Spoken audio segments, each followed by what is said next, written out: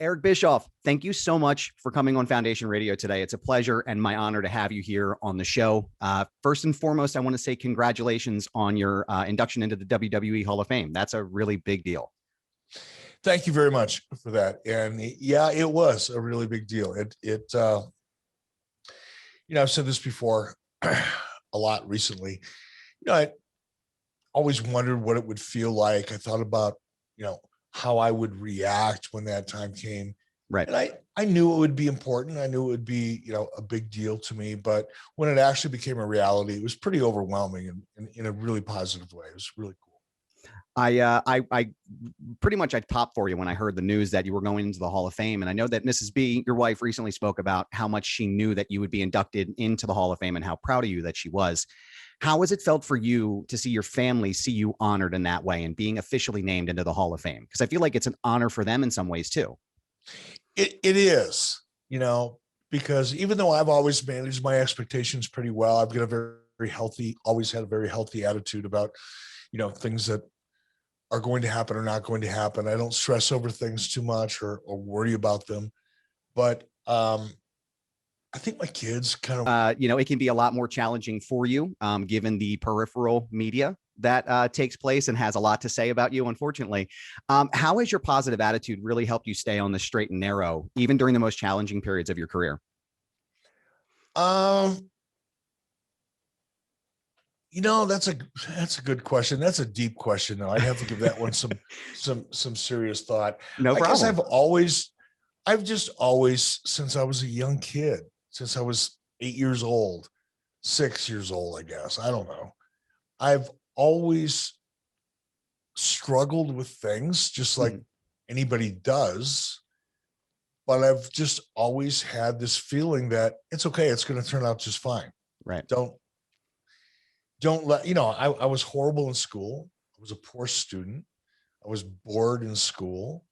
I wasn't physically gifted as an athlete or anything else. So I was about as average as a kid could be, but I just always believed that there was something exciting down the road, Yeah. So I don't know. I guess I was just born with it, maybe. And my wife, Mrs. B, as you refer to her, and I do always, is Mrs. B. Actually, she's my wife, Lori. She's been really helpful because while I've always had kind of a basic positive nature, Lori's really helped me harness it and develop it. It's like a muscle. Your attitude is no different than your biceps. You have to work it and use it. And if you don't work it and use it, it atrophies and all kinds of other negative shit sets in. So Mrs. B has been really good about that with me. And I think it's helped me in a lot of ways, especially in the last 5 or 10 years. I was going to say, has it been difficult to stay as positive through the pandemic? I know you like being isolated out there in Cody, Wyoming, and I know you're enjoying your ranch out there. And has life kind of stayed the same for you since everything's kind of going crazy, or has it been like a little bit different? Well, I think, obviously it's been a little bit different. I never had to put on a mask before I walked into Walmart before. Right. So that's a little odd. It took me a while to adjust and, carry that mask around in my back pocket because it just wasn't something I was used to doing. Right. I put my right sock on. First thing in the morning, I put my right sock on, then I put my left sock on. Yeah. If all of a sudden I had to put my left sock on first because somebody mandated it, it would take a while to get used to that. And the same was true with masks. Yeah. It just took me a while. But beyond that, because we are isolated here, there's only 500,000 people in the whole state of Wyoming, and geographically we're the same size as Colorado. Yeah. So it's the entire state is, people come here because they want to be socially distanced. Yeah. I volunteered for that shit back in 1998 when I built my house. So it wasn't a big deal for me. Yeah. And I know it was for a lot of other people, and traveling, flying, obviously it's a pain in the ass, but I don't want to dismiss what other people had to go through because not everybody chooses to live, a place like me. And for people that had no choice and live in cities and were affected by it, I do have empathy. I don't want to dismiss that. Yeah, no, absolutely. I was just curious. I'm sure it probably stayed pretty much the same for you, but I still can't get used to the fact of walking into a convenience store and wearing a mask. Like, it feels like alien to me, right? Because you always see the signs everywhere. You're like, don't wear a mask. It's like, well, what the fuck am I doing now? It's Well, just you know very what's bizarre. even weirder, dude? I had kind of a similar thought. Now, this was a couple months ago. Because here in Cody, the mask thing has become, it was state of Wyoming, the mask thing, except for Jackson Hole, which is a suburb of Beverly Hills. It's all Californian. So they're still all fucked up. Right. Teton County, Right. a bunch of Californians. They go out and they buy a pair of cowboy boots and they buy a cowboy hat and they buy a shiny new pickup truck and they think they're fucking cowboys, but they're really just Californians and they're never going to change. Right. But aside from that, throughout the rest of the state of Wyoming, the whole mask thing has been relaxed. But there was a time, I don't know what it was, 6 weeks ago, whatever. I went into my bank. I bank at Wells Fargo, right? Uh-huh. And Wells Fargo has a very strict, COVID thing going on, which is fine. I get it. It's a free country and I appreciate that and respect it. But, you couldn't walk in the door without a mask, right? Right. And I'm thinking, this is so fucked up. 2 years ago or a year and a half ago, if I would have walked into this bank wearing a mask, I would have got shot. Now you can't come in unless you're wearing a mask. Oh, honest to God. It is. Working in Philadelphia gave me that impression as well when I was I'm in Pittsburgh now, but I was originally from Philadelphia. And just, again, walking through the city, going into a 7-Eleven or a Wawa or something, it's like, this is fucking weird, man. So I'm glad things are starting to come back up again. And that sort of leads me into your Hall of Fame appearance and your appearance at WrestleMania 37. What was that like for you to see fans back again in the stadium and sort of be able to celebrate an event like WrestleMania? I miss it so much. Like, whether it's a Kentucky Derby, which is something that, maybe I'll watch it. Maybe I won't. I'm not really a big horse racing fan, but I'm going to watch about anything that has a crowd. I almost don't care what it is. Yeah. I just need that fix. And because like all of us, you watch basketball and okay, you're watching the game, but it's not the same. You're watching professional wrestling, AEW, WWE, whatever you're watching. It's good, but it's not the same. Yeah. You're missing it. I'm missing it a lot, that energy. And it's really interesting. It's an interesting period of time that we've gone through that I think has illustrated in its own way something that I've been saying for years and years, especially on my podcast and in interviews. I was told that Elvis Presley once said the most important part of any of his shows is the audience. Yeah. Without the audience, And I've used this analogy long before coronavirus. Can you imagine? Well, and again, now remind you, this is before Corona, right? Right. And then when I was talking about how important the crowd is, whether it was because I ended up going to Disney with WCW or, taking the show, the very first show for Nitro to Mall of America. Yeah. I've always talked about how important the crowd is. Yeah. And I used this analogy once, man. Can you imagine, what's your fantasy match of all time? Whatever that may be. Right. Doesn't matter. Let's say Sting and Undertaker when they were both in their prime. Yeah. Right. What if that match happened, but it happened in front of no crowd? It wouldn't matter. It would suck. Yeah. It won't even wouldn't care. And no matter how great the match was, no matter how hard everybody worked, no matter how creative it was, you wouldn't remember it. Yeah. Because it didn't create any emotion. And that's the thing about wrestling in particular. Without that crowd to help convey that energy and that emotion so that a viewer at home can actually feel it or live it vicariously through that little box that they're watching, without that element of the product, it's amazingly difficult. And for me to be able to walk out there, and I was only out there, for a minute and a half, waving to the crowd, trying to be cute, trying to be funny, but really being very humbled. Yeah. But just to stand out there for a minute or a minute and a half, it's like, whoa, I remember that feeling. Yeah. It was really cool. That's amazing. Yeah. It's, I'm thinking that when you say about, Sting and the Undertaker, the one thing that really pops into my head is the Hulk Hogan heel turn at Bash at the Beach. Think about something as as large as a moment as that was in wrestling history, imagine that happening behind closed doors. Would it have had the same impact, right? Thinking about absolutely not. Tying it back to like Drew McIntyre when he won the title, he beat Brock Lesnar. Yeah, it was awesome. It was a great payoff, but there was something missing. And I think you're right. I feel like that is really something that made me happy watching WrestleMania. One of the things I want to tie this question into, though, is I know you're a literature guy, and I'm a subscriber on adfreeshows.com. My favorite bonus content, besides Eric Fires Back, of course, is the Context is King episodes that you did with Tom DeShane.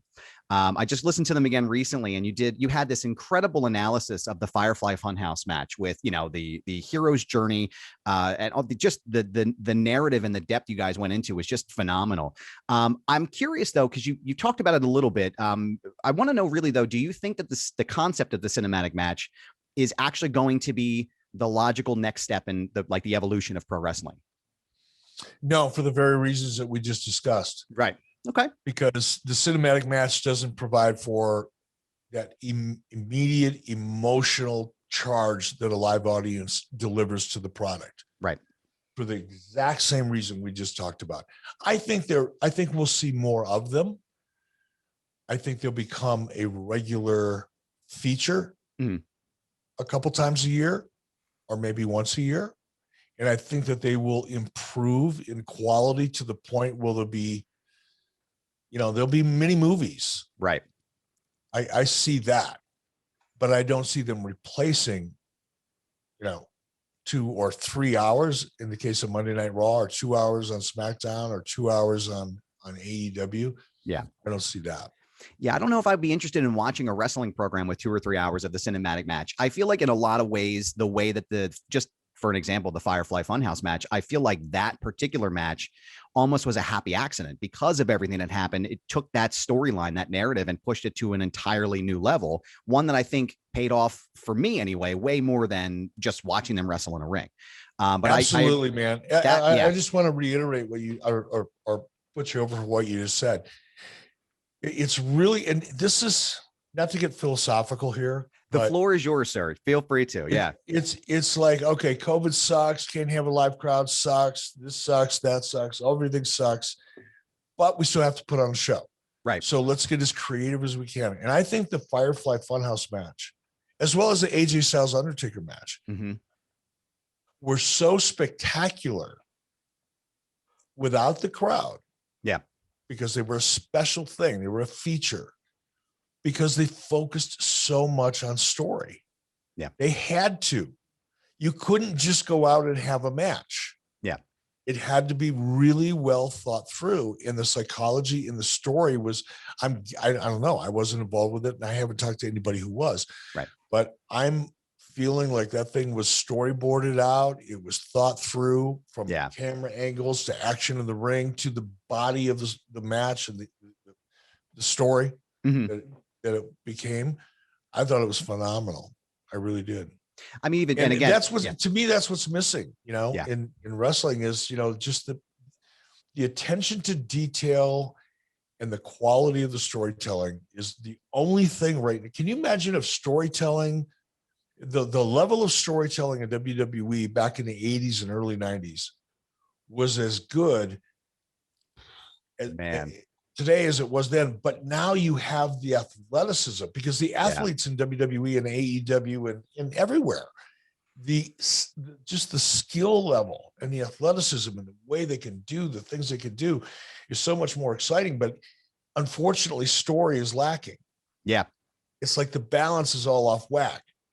Now, if you could have story rising at the same level of significance and importance and improvement that we've seen in the athleticism in the ring, oh my God, nobody would be watching anything else on television. We would be back in the 90s, back in the Monday Night Wars. And that's my point. It's sort of, again, it ties into the next question. I remember as a kid watching Monday Nitro and watching the storylines with like DDP and the NWO or the Crow Sting storyline with, just kind of taking it all the way out. Like I actually gave a shit when I watched it, right? Like I was fully invested. My brothers and I, it was literally appointment television watching every single week. I feel like now the emphasis is more on getting that pay-per-view out once a month, pushing the information out, and it's becoming from months to weeks where your storylines have to be boom, boom, boom, in and out, in and out. How do you, as someone who's done this and someone who's created some of the most memorable content of all time in pro wrestling, how do you get back to that? And how do you get back to a more story-centered structure for the wrestling matches and to engage people again the way we were sort of in the 90s and early 2000s? You have to take a different approach. You know, you have to, someone is going to have to develop a formula. Right. That it's not set in stone. You know, it's not math, it's art. Mm-hmm. But with all art, you know, you look at stand-up comics, you know, all of the Jerry Seinfeld has a formula for developing his comedy. It's a very precise formula. Yeah. And I think, excuse me 1 second. Oh, sure. Yeah. Hit my cough button here. No problem. Allergies, not COVID. You're good. You're all good, man. Somebody's going to have to develop a formula like is used in any other form of entertainment, whether it's music, whether it's movies, television, novels. There's been a formula for great stories for a long time. Yeah. And you mentioned the hero's journey. Yeah. You know, that Google the internet. If you're listening to this, you want to know more about the hero's journey. Yeah. Google it. You'll be glad you did. Yeah. You're welcome. Also, as a note too, if you get a chance, adfreeshows.com is some of the most incredible content that's out there right now. The first place you should go is Eric Fires Back. And then the very second place you should go is to the Context is King episodes. If you're a literature fan, if you're a story fan, I cannot stress to you enough how fantastic those episodes are. So I apologize. I didn't mean to cut you off, but I want to stress enough. Anyone who's listening should absolutely go and check those features out. Oh no, you can interrupt me like that all day long, brother. I'm good with it. You got it. Yeah, any chance to put Eric Bischoff over, believe me, I'm going to do it. Yeah, I'm grateful. No, but somebody in wrestling is going to look at the basic architecture of storytelling and then modify it and apply it to the unique audience that professional wrestling is. You can't produce a professional wrestling show like you produce a sitcom or a drama series on television. You can't produce professional wrestling like you produce a movie. Right. But there are elements from both of those and other forms of storytelling. There are elements of those forms of art that can be applied and modified to fit wrestling so that you can have a more systematic and precise approach to telling your story or creating one. Because trust me, I think I'm pretty accurate when I say this. For the most part, it's just a bunch of people getting together and throwing ideas up against the wall and seeing what sticks. Yep. Now, what makes the difference between consistently good programming or not is the experience those people have in coming up with ideas, throwing them up against the wall and seeing if they stick and executing them. Yeah. And there's a lot of very talented people at that method of story approach. But that's the same way that wrestling was produced and approached creatively since the beginning of wrestling time. Right. The business has changed. Television has changed the business. Well, television will change the business. Yeah. And it has in some respects.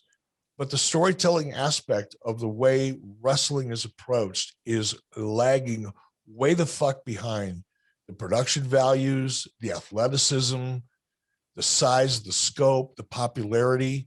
The only thing that hasn't really grown and kept up with all of those other great things is the approach to storytelling. It's being done the same way now that it was in the mid 60s and 70s.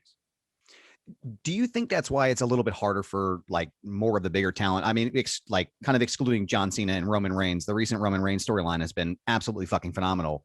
But besides those two guys, do you think it's why that's a little bit harder for wrestlers to get over in 2021 as compared to like maybe 1998 or 1999? Or do you think that's more about the fact that like, and I know you've kind of mentioned this before about, you've pointed out that like there can't really be heels anymore, right? Society won't allow people to be super bad, right? Do you think it's because of the writing and the way that the narrative needs to change, or do you think it's just a society change that they won't allow like these extremely good characters, extremely bad characters? It's both, and I do want to add some clarity to my previous statements. Sure. WWE, I don't know how AEW does it. I've never been exposed to their creative process other than day of show, and it's a blast, by the way. Yeah. But with WWE, I have a little bit more insight. And WWE has done an amazing job of bringing in writers from other forms of entertainment and bringing their skill sets to the table. The unfortunate part is when those ideas get to the point where people are making decisions upon them, oftentimes the logic and the formula and the approach that is taken early on in developing those stories is discarded for the, but what if we do this kind of instinct of people who have been doing it for a long time. So right. I don't want to suggest that nobody's trying to do it. Sure. It just hasn't been done yet in terms of finding a formula or an approach to creative. That's that. I think that today it's harder for talent to get over because there's just so much more product. Right. I mean, my God, how many hours? I have to do the math. I have to get my freaking calculator out to figure it out. You got 3 hours on Monday, 2 hours. Yep. 2 hours on Wednesday, Tuesday. 2 hours on Friday. So we're up to 7. Yeah. You got what is Impact? I don't even watch that shit. I tried to watch it the other night. It was like, oh my God. And I do care about your mental well-being. That's why I didn't have any Impact questions prepared. I didn't want to bring anything up again. I just listened to the last. All right. That's all right. I just listened to the last episode. I don't mean to beat up on it. I don't mean to sound negative about it, but I was I tried to watch it the other day, and people make fun of the Team Challenge series that Vern Gagne did back in 1989 or whatever it was. Right. And I tuned into Impact Wrestling the other day, and it reminded me of the Team Challenge series. I mean, it was just hard. I watched about a minute and a half, and and it wasn't because of the talent. The talent was doing great. Yeah. It's just the presentation is just like horrible. Yeah, no, I understand. Well, you figure it's like, okay, so between AEW and just WWE, you're looking at probably, let's say, average of 10, 12 hours of content just on television, not to mention on YouTube, Instagram, Twitter, Facebook, pretty much anywhere else you can ingest content, you're going to get all of those things. So I feel like there's just an overwhelming amount. And then you have Ring of Honor, you have MLW that's going to be on, they're going to be on Fight now, right?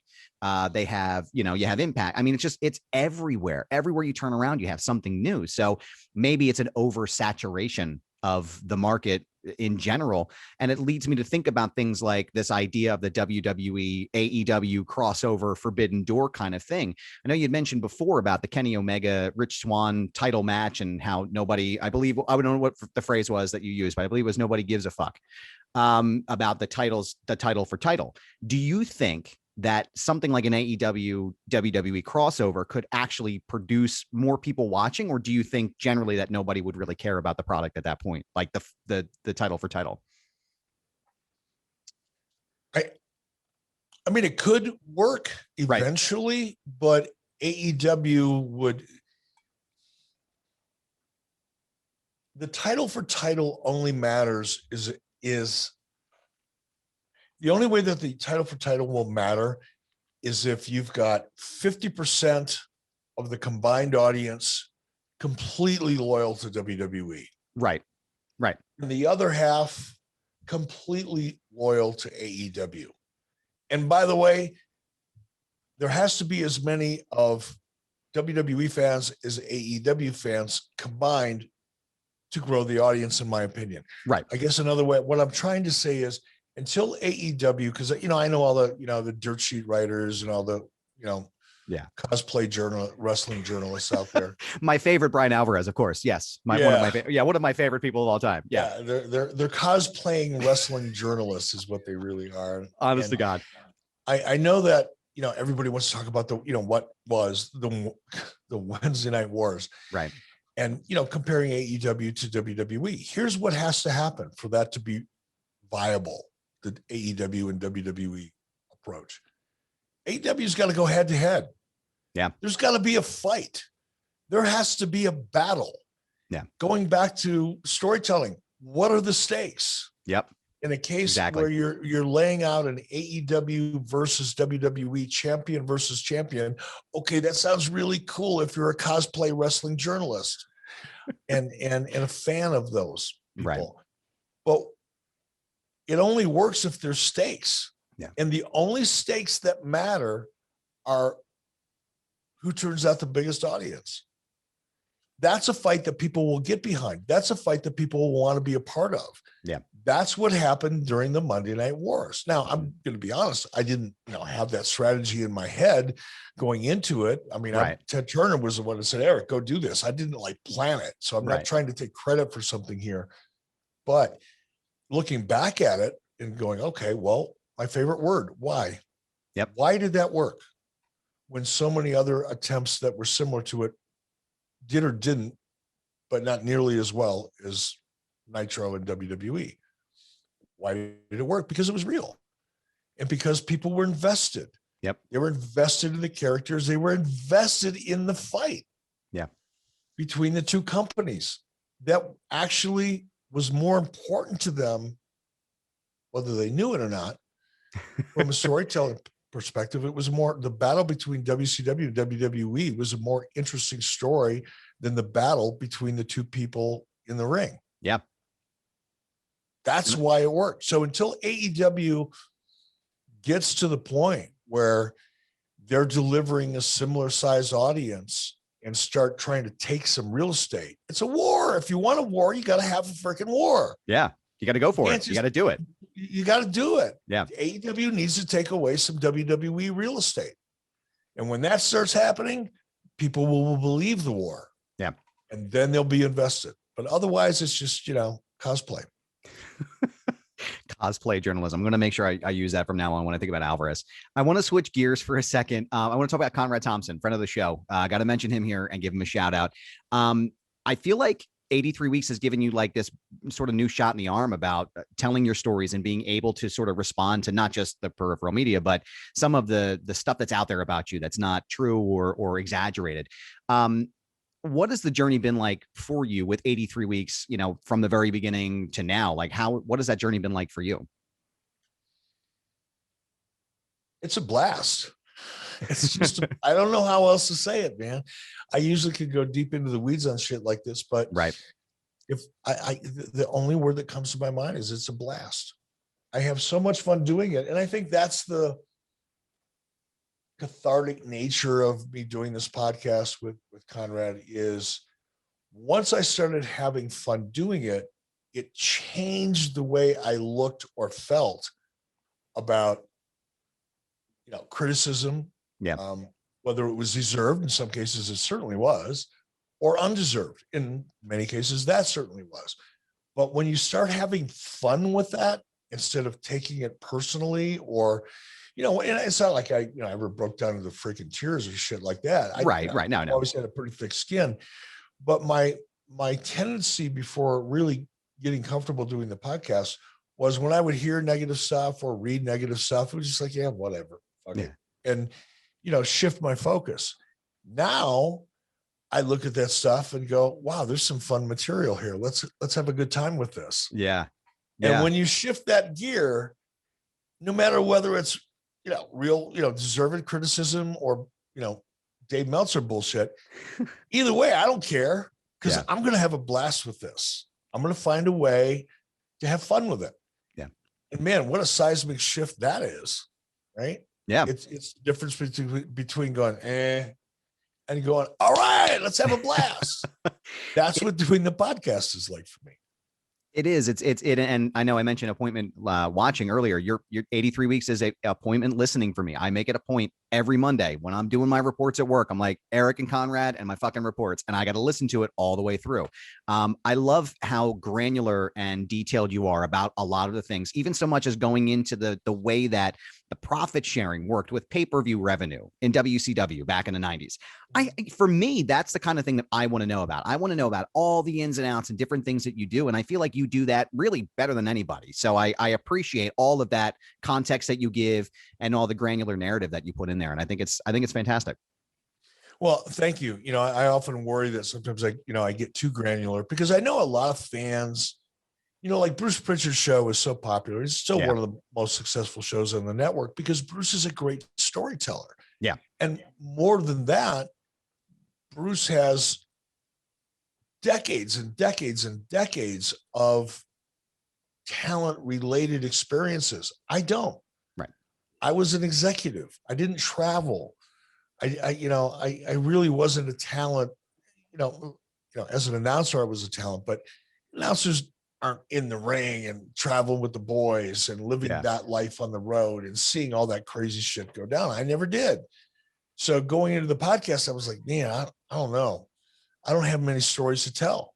I know people like stories. They like to hear about, somebody shitting in somebody else's hat, whatever, or gym bag. Right. They like that kind of stuff, but I don't have any of that. But what I do have is a perspective on the industry that nobody else does other than Vince McMahon.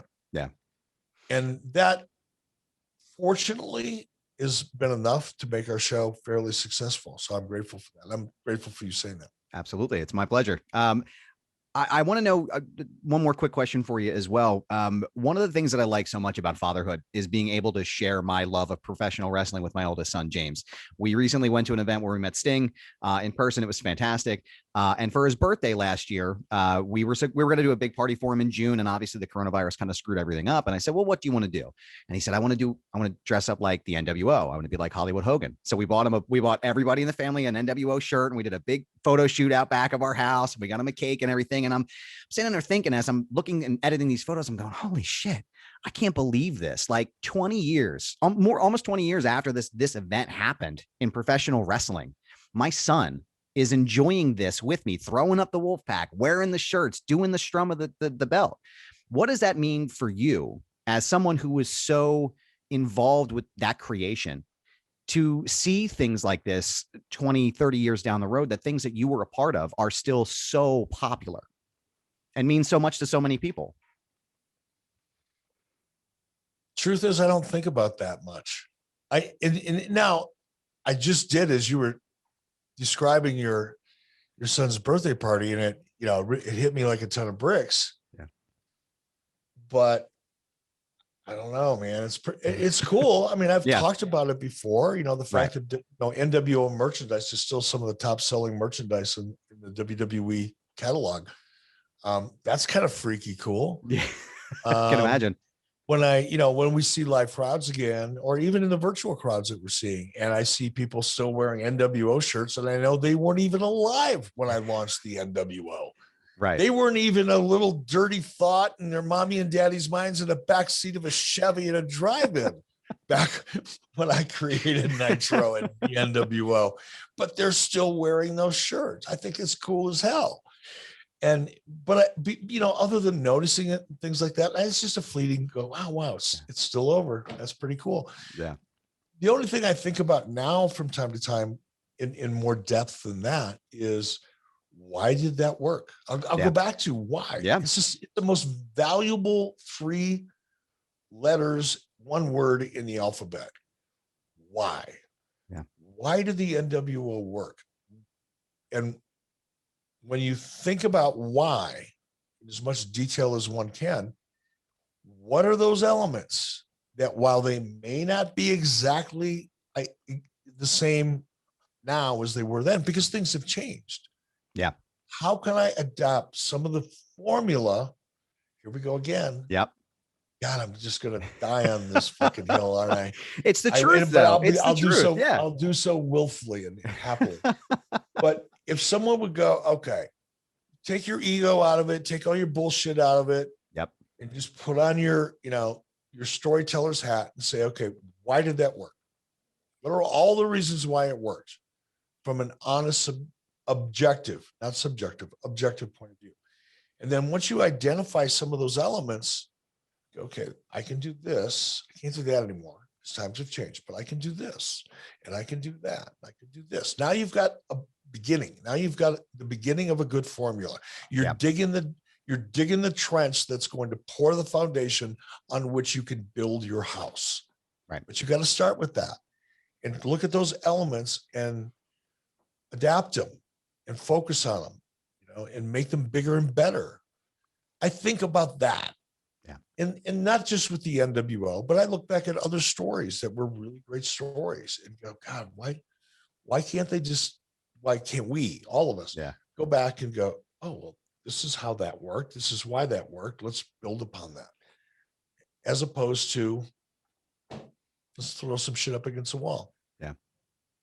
You said in your Hall of Fame speech that the best is yet to come for you. And I really do feel like that. When I listen to your podcast and I see the things that you're doing now, I really feel like the best years are still ahead of you. You reinvented yourself with the podcast and reality TV show, and then, revolutionizing pro wrestling as we know it today. What's next for Eric Bischoff? What's next? What's the next frontier for you?